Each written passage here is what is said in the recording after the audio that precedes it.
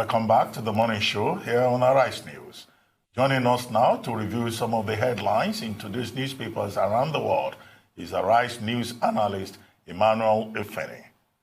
Good morning, Emmanuel. Ruben. Good morning, Leila. Good morning, Mr. Efeni. Good morning, Tundu. Welcome from that Yoruba class. Many more lessons. Which you could have taught. Yes. Well, let's start with these the newspapers. The lead story: Bandits Buhari warns against kidnappers. Bandits holding Nigeria to ransom. Buhari warns against kidnappers. Bandits holding Nigeria to ransom. Other security forces to be ruthless with criminals. Headers kill more Nigerians in 2018 than Boko Haram, says report. That's a Global Terrorism Index report. And other newspapers are reporting similar story. Buhari to security agencies.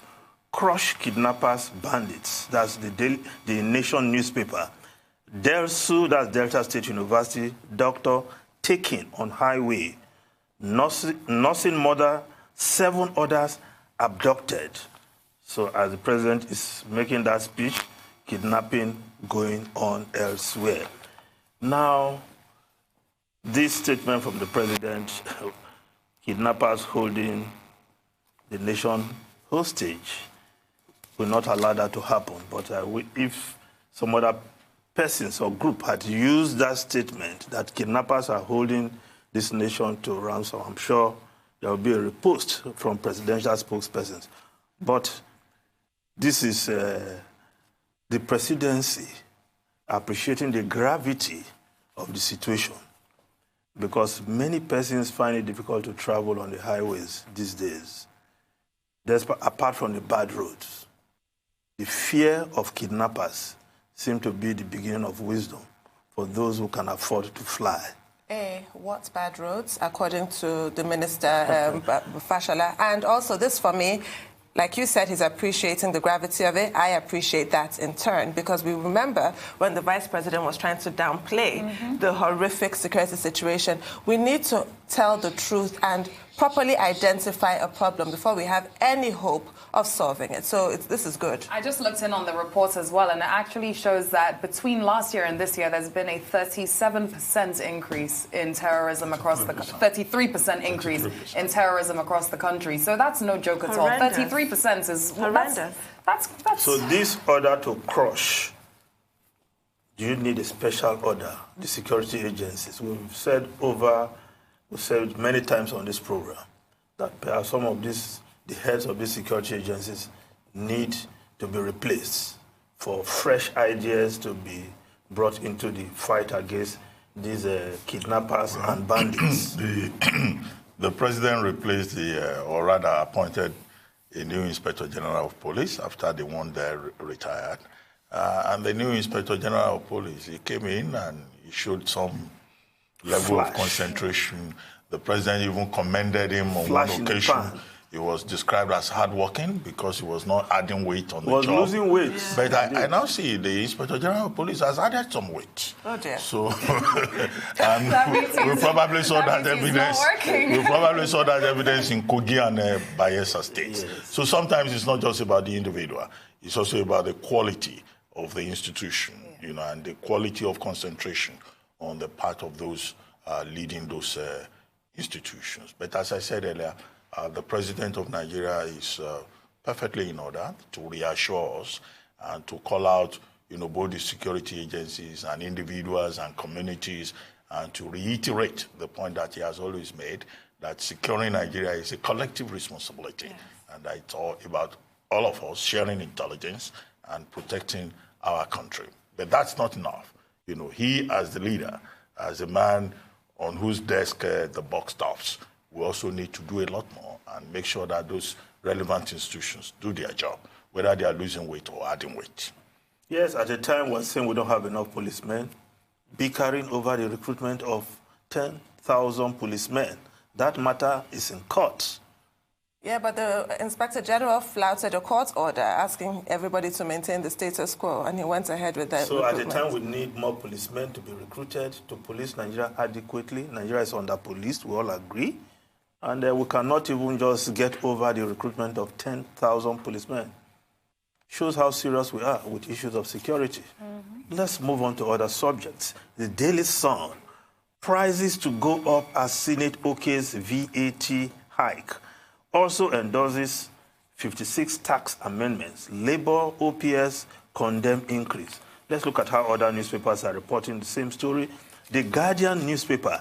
Governors back 7.5% VAT increase as Senate increase OK's finance bill. That increase is not 7.5.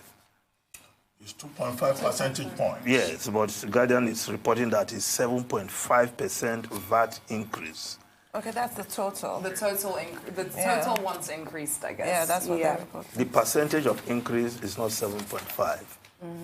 Well, let's look at other papers. The Punch newspaper, NECA, that's the Nigerian Employers Consultative Association, and the Lagos Chamber of Commerce and Industry, kick as Senate OK's Buhari's VAT hike. Now, the quote on the front page from NECA, it was a rude shock to Nigerians that the People's Senate in quote, without due process, passed the bill to increase VAT. The National Assembly members have condemned the citizenry to a life of servitude to fuel their appetite for easy life. I don't know whether that is not too harsh on the Nigerian it sounds somewhat dramatic. Senate. And of course, the Daily Independent, despite opposition, Senate OK 7.5% VAT increase. Well, looks like the sub-desk is the problem in many of these newspaper houses, because this is the same problem you saw in the Guardian headline. Yes. So what's happening to the sub-desks? Yes, the VAT has been increased from 5% to 7.5%. If you check that, that is actually 50% increase on the former, the 5%, because you added 2.5, which is 50% of 5%. Perhaps some people need to do some arithmetic in the newsroom. Numerous. Yes. So there we have it, the VAT increase.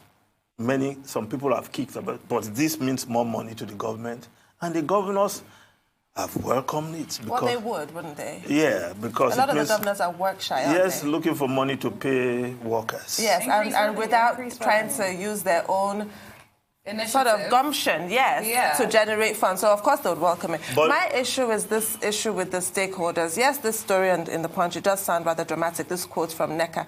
But I worry about stakeholders being sort of silenced and just dismissed in a way that should not really be the case. Yeah, there seems to be some rush to push this through. Yes, I worry about that. And I worry about this Ninth Senate, because yesterday the Senate President also added that we are ready to cooperate with the executive to pass laws, as long as there any bill from the executive is for the good of Nigeria. I don't think that is the intention of the framers of our Constitution. In the course of the debate over this finance bill, someone raised the issue with regard to the value-added tax and said, look, we have increased the national minimum wage. It will seem that with the increase in VAT, that government is taking back with another hand what it had given with the other hand, because it will have effect on consumption and purchasing power and all of that. And the riposte from, those supporting the VAT bill was that, look, the taxation is for luxury items. That if you eat pounded yam in your house, you will not pay tax. But if you go and eat the pounded yam in a five-star hotel, you may have to pay VAT on it.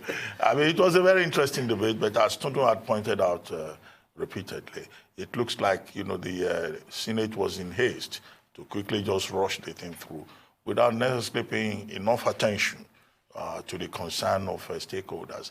The bill was passed quickly 2 days after the public hearing. So did they do the public hearing just to fulfill all righteousness? Seems that or to get, honestly, to get input from other stakeholders. But in any case, this is not the end of the bill yet. I think they will still have to have the concurrence of the House of Representatives, and then it will still go to the president. But of course, the president will sign it, given some of the statements that have been made by the Minister of Finance, and considering the fact that it's an executive bill. Should we expect any divergence from the House of Representatives? Well, not necessarily. No. Maybe not. Well, let's just look at the foreign papers. Yes, Jeremy Corbyn unveiled Labour's program yesterday. The Guardian newspaper of UK. Corbyn unveils Labour's most radical manifesto for decades. And of course, get the money. Yes, and of course he will tax everybody to get that money. Financial Times of London also has the headline, Corbyn's Tax and Spend Manifesto Stirs Spectre of 1970s for Businesses. And of course, if you look at the Daily Mail, I want to call that paper anti-Labour, anti-Corbyn newspaper. Yes, Daily Mail, the Marxist Manifesto. And it went on to say, Corbyn's £83 billion tax robbery. What a way to describe the manifesto. However, that manifesto has a number of points. If we go back to the Guardian UK, of course, there are a lot of points there for Labour is promising to rebuild the British economy. And of course, yes, analysts have taken some critical look at how this money is going to come. Taxing a lot of, there will be taxes here and there, but for Labour... Taxes for the well-off, yes. He says. The billionaires. But people are very skeptical about that. Yes. Of course, there will be universal free broadband for all. And by the way, Boris Johnson is getting money. Somebody just gave him £1 million to support his campaign. You know. Well. We'll see how it plays out. Thank you, It's a matter of Mr. weeks.